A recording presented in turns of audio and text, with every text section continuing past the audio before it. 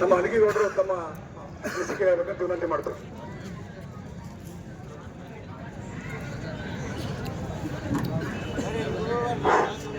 ಈ ಸಾಯಂಕಾಲ ಶುಭ ಸಮಾರಂಭದ ವೇದಿಕೆಗೆ ಆಗಮಿಸಿದಂತ ಎಲ್ಲ ನನ್ನ ಅಣ್ಣ ತಮ್ಮಂದರಿಗೆ ಕೈ ಮುಗಿತಾ ಪರಮ ಪೂಜ್ಯ ಮಹಾಲಿಂಗೇಶ್ವರ ಪಾದ ಕಮಲಗಳಿಗೆ ನಮಸ್ಕರಿಸುತ್ತಾ, ಆತ್ಮೇರೆ ಕಳೆದ 30 ವರ್ಷಗಳಿಂದ ನಡೆದುಕೊಂಡು ಬಂದಂತಹ ಹೋರಾಟದ ಬಗ್ಗೆ ನಮ್ಮ ಪರಮ ಪೂಜ್ಯ ಶ್ರೀ ಹಿಟ್ಟಿನಮಠ ಸ್ವಾಮಿಗಳು ಬಹಳ ಚೆನ್ನಾಗಿ ಹೇಳಿದರು.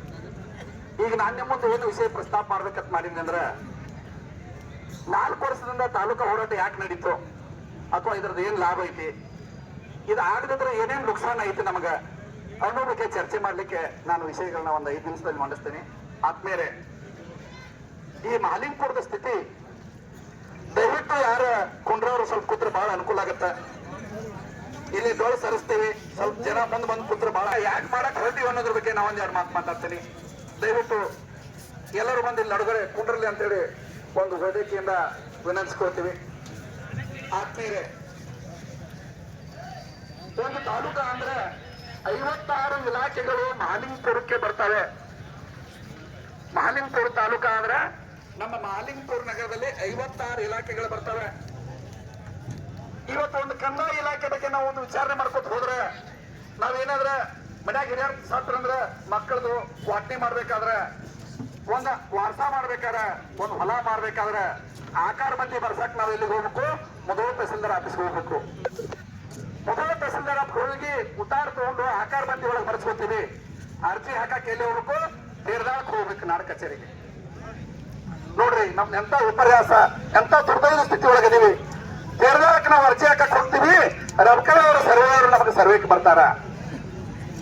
ಇಲ್ಲ ರಬ್ಕಳಿ ಈಗ ರಬ್ಕಳಿ ಆಗಿದ್ದಾರೆ, ಮೊದಲು ಜಮಖಂಡಿತ್ತು.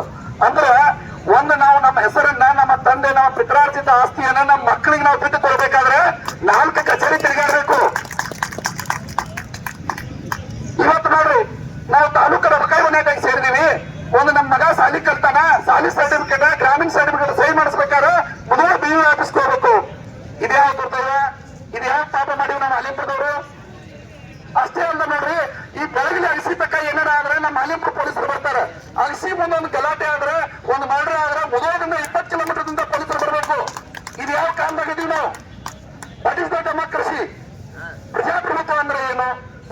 ಪ್ರಜೆಗಳಿಗಾಗಿ ಪ್ರಜೆಗಳಿಗೋಸ್ಕರ ನಡೆಸುವ ಪ್ರಜಾ ಸರ್ಕಾರಕ್ಕೆ, ಪ್ರಜಾ ಸರ್ಕಾರ 1950 ಜನವರಿ 26ಕ್ಕೆ ಒಪ್ಕೊಂಡಿವಿ. 75 ವರ್ಷ ಕಳೀತು.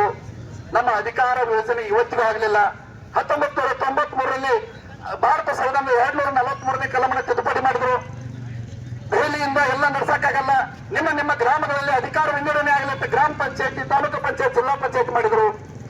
ಆದ್ರೂ ಕೂಡ ನಮ್ಮ ಮಹಾಲಿಂಗಪುರ ತಾಲೂಕಾ ಮಾಡಿದ್ರೆ ಏನು ತೊಂದರೆ ಆಯ್ತು? ಎಷ್ಟೋ ಜನ ಹಿಂಗಡೆ ಮಾತಾಡ್ತಾರೆ, ಟ್ಯಾಕ್ಸ್ ಹೆಚ್ಚಕೈತಿ. ದಯವಿಟ್ಟು ಯಾರಿಗಾರ ಕ್ಲಾರಿಫಿಕೇಶನ್ ಇದ್ರೆ ದಯವಿಟ್ಟು ಬಂದು ತಾವು ವಾದ ಮಾಡ್ಲಿಕ್ಕೆ ವೇದಿಕೆ ಪರವಾಗಿ ವಿನಂತಿಸ್ಕೊಳ್ತೀನಿ. ಯಾಕಂದ್ರೆ ಇವತ್ತು ನೋಡ್ರಿ, ರಸ್ತೆ ತೆಗೆದಿದ್ರೆ ನಾವು PWDಗೆ ಎಲ್ಲಿಗೆ ಹೋಗ್ಬೇಕು? ಜಮಖಂಡಿಗೆ ಹೋಗ್ಬೇಕು. ಮೈನರ್ ಇರಿಗೇಷನ್ ತೊಂದರೆ ಆದ್ರೆ ಮುದಳಕ್ಕೆ ಹೋಗ್ಬೇಕು. ನಾವು ಏನಾರ ಕೋರ್ಟಿಗೆ ಹೋಗ್ಬೇಕಾದ್ರೆ ನಡ್ಕೈ ಮನೆಗೆ ಹೋಗ್ಬೇಕು. ಇಡೀ ಮಹಾಲಿಂಗಪುರ ಜನತೆ, ಈ ಭಾಗದ ಜನತೆ ಎಷ್ಟು ತೊಂದರೆ ಆಗಿದ್ದಾರೆ ಅಂದ್ರೆ, ಯಾವ ಆಫೀಸ್ಗೆ ಎಲ್ಲಿ ಅದಕ್ಕೆ ಹೋಗ್ಬೇಕು ಅನ್ನೋದು ಗೊತ್ತಾಗಲಾರ್ದ ನೋಡು ಮೆಡಿಯೇಟರ್ಗಳ ಬದುಕಾಕ್ ಹಟ್ಟಾರ. ಇವತ್ತು ವ್ಯವಸ್ಥೆ ಅನ್ನೋದು, ಅಧಿಕಾರ ವಿಕೇಂದ್ರೀಕರಣ ಅನ್ನೋದು, ಮಹಾತ್ಮ ಗಾಂಧೀಜಿಯವರು ಕಂಡಂತ ಕನಸು ಅನ್ನೋದು ಇವತ್ತಿನವರೆಗೂ ನಮ್ಮ ಮಹಾಲಿಂಗಪುರ ಜನತೆಗೆ ನ್ಯಾಯ ಸಿಕ್ಕಿಲ್ಲ. ಆದ್ಮೇಲೆ ನಾವ್ ಏನ್ ಕೇಳ್ತಾ ಇದೀವಿ? ಸಿದ್ದರಾಮಯ್ಯ ಸಾಹೇಬ್ರೆ ನಮಗ್ ಬರೋ ಭೇಟಿ ಆಗಕ್ಕೆ ಟೈಮ್ ಕೊಡ್ರಿ ಅಂತ 4 ವರ್ಷದಿಂದ ಕೇಳಕತ್ತೀವಿ. ನಮ್ಮ ಮುಖ್ಯಮಂತ್ರಿ ಅವ್ರನ್ನ ಭೇಟಿ ಆಗ್ಬೇಕಾರೆ ನಾವ್ಯಾರು ನಕ್ಸಲೈಟ್ರನು, ನಾವ್ಯಾರು ರೌಡಿಗಳೇನೋ, ನಾವ್ಯಾರು ಹೊಡಿತೀವನ್ನ ಸಿದ್ದರಾಮಯ್ಯ ಅವ್ರನ್ನ ಏನಾರು ಹೊಡಿತೀವೇನ? ನಮ್ಮ ಧ್ವನಿ ಇನ್ನೂ ಸಿದ್ದರಾಮಯ್ಯನವ್ರಿಗೆ ಮುಟ್ಟಿಲ್ಲ. ಕಂದಾಯ ಸಚಿವರು, ರಾಜ್ಯ ಸಚಿವರು, ಇಡೀ ರಾಜ್ಯದ 31 ಜಿಲ್ಲೆಗಳ ಸಂಪೂರ್ಣ ಮಾಹಿತಿ ಇರಬೇಕಾದಂತ ಶ್ರೀಯುತ ಕೃಷ್ಣ ಬೈರೇಗೌಡ ಸಾಹೇಬ್ರಿಗೆ ನಾವು ಇನ್ನೂ ಜಮಖಂಡಾಗ ಹಿಡಿಯೋಕೆ ತಿಳ್ಕೊಂಡಾರಂದ್ರ ಇದು ಯಾವ ದುರ್ದೈವ? ಆದ್ಮೇಲೆ ನೋಡಿ, ಆರೋಗ್ಯ ಇಲಾಖೆ ಮೊದಲದಲ್ಲಿ ಉಳಿದಿದೆ.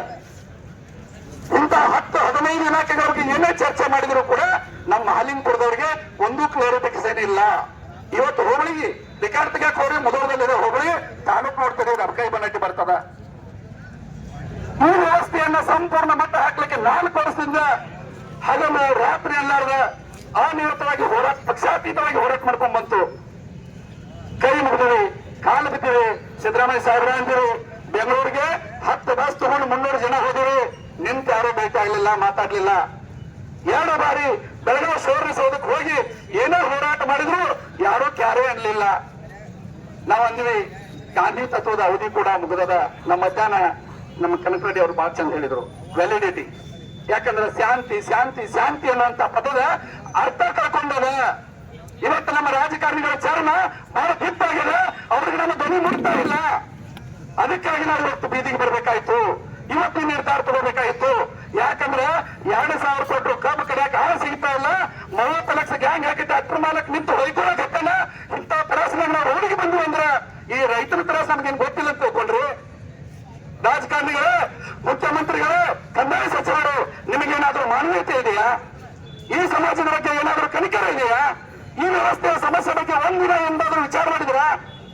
ನಾನು ನೇರವಾಗಿ ಜಿಲ್ಲಾಧಿಕಾರಿಗಳಿಗೆ ಕೇಳ್ತೀನಿ, ನಮ್ಮ ತೆರಿಗೆಯಲ್ಲಿ ಪಗಾರ ತಗೊಳ್ಳುವಂತ ಜಿಲ್ಲಾಧಿಕಾರಿಗಳು ಈ ವಿಷಯವನ್ನ ನೀವೇ ಸಿಎಂ ಅವ್ರಿಗೆ ಮುಟ್ಟಿಸಲು ಅಥವಾ ಸಿಎಂ ಅವ್ರಿಗೆ ಕೇಳುವಂತ ಒಂದು ವಿಧಾನ ಇಲ್ಲ ಅಂತ ಕೇಳ್ತೀನಿ. ಇವತ್ತು ನಮ್ಮ ಬಾಗಲಕೋಟೆ ಜಿಲ್ಲೆಯೊಳಗೆ ನಮ್ಮ ಮುಖ್ಯಮಂತ್ರಿಗಳು ಸಣ್ಣ ಸಣ್ಣ ಕೆಲಸ ಇದ್ರು ಹೋಗಿ ಉದ್ಘಾಟನೆ ಮಾಡ್ಲಿಕ್ಕೆ ಹೋಗ್ತಾರೆ. ಒಂದು ತಾಲೂಕಿನ ಸಮಸ್ಯೆ ಬಗೆಹರಿಸಲಿಕ್ಕೆ ನಿಮ್ಗೆ ಇನ್ನೂ ಎಷ್ಟು ವರ್ಷ ಕಾಯ್ಬೇಕು ನಾವು?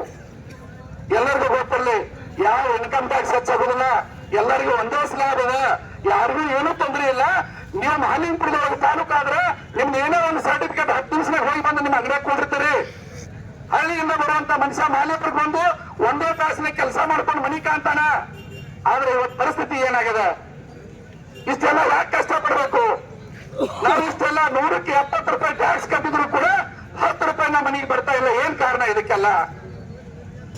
ಆತ್ಮೀಯ ಬಂಧುಗಳೇ, ದಯವಿಟ್ಟು ವಿಚಾರ ಮಾಡಿ. ಯಾಕಂದ್ರೆ ಬರೀ 4 ದಿವಸ ಕೊಡ್ರಿ ಟೈಮ್. 4 ದಿವಸ ಮಾಲಿನ್ಯಪುರದವ್ರು ಗಟ್ಟಿಯಾಗ್ರೆ ತಾಲೂಕು ಘೋಷಣೆ ಮಾಡಿ ಈ ವೇದಿಕೆ ತೆಗೆಯುವಂತ ಹೇಳ್ತೀನ.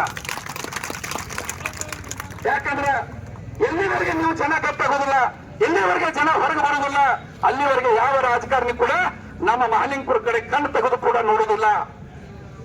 ವ್ಯವಸ್ಥೆ ಅನ್ನೋದು ಕೆಟ್ಟು ಹೋಗ್ಬಿಟ್ಟದ. ಇವತ್ತು ಪ್ರತಿಯೊಂದಕ್ಕೂ ಕೂಡ ಕನ್ಫ್ಯೂಷನ್ ಅಲ್ಲಿದ್ದೀವಿ ಮಾಲಿನ್ಯಪುರ ಜನತೆ. ಯಾವ ಕೆಲಸ ಎಲ್ಲಿ ಮಾಡ್ಬೇಕು ಅನ್ನೋದು ಒಂದು ಅರ್ಥ ಆಗ್ತಾ ಇಲ್ಲ. ಇದಕ್ಕೆ ಸಂಪೂರ್ಣ ಪರಿಹಾರ ಸಿಗಬೇಕಾದ್ರೆ 4 ದಿನ ಬಂದು ರಸ್ತೆಗೆ ಬನ್ನಿ. ನಿಮ್ಮ ಮಕ್ಕಳು, ಮೊಮ್ಮಕ್ಕಳು, ಮರಿಮಕ್ಕಳು ಶಾಶ್ವತವಾಗಿ ಎಲ್ಲರಿಗೂ ಒಂದು ಪರಿಹಾರ ಸಿಗ್ತದ. ದಯವಿಟ್ಟು ಮಾತಾಡಿದ್ರು ವೇದಿಕೆ ಬಂದು ಮಾತಾಡ್ಬೇಕಂತ ಹೇಳ್ತಾ ನನ್ನನ್ನು ಮಾತನಾಡಿದ ಹೇಳ್ತೀನಿ. ಜೈ ಹಿಂದ್, ಜೈ ಕರ್ನಾಟಕ.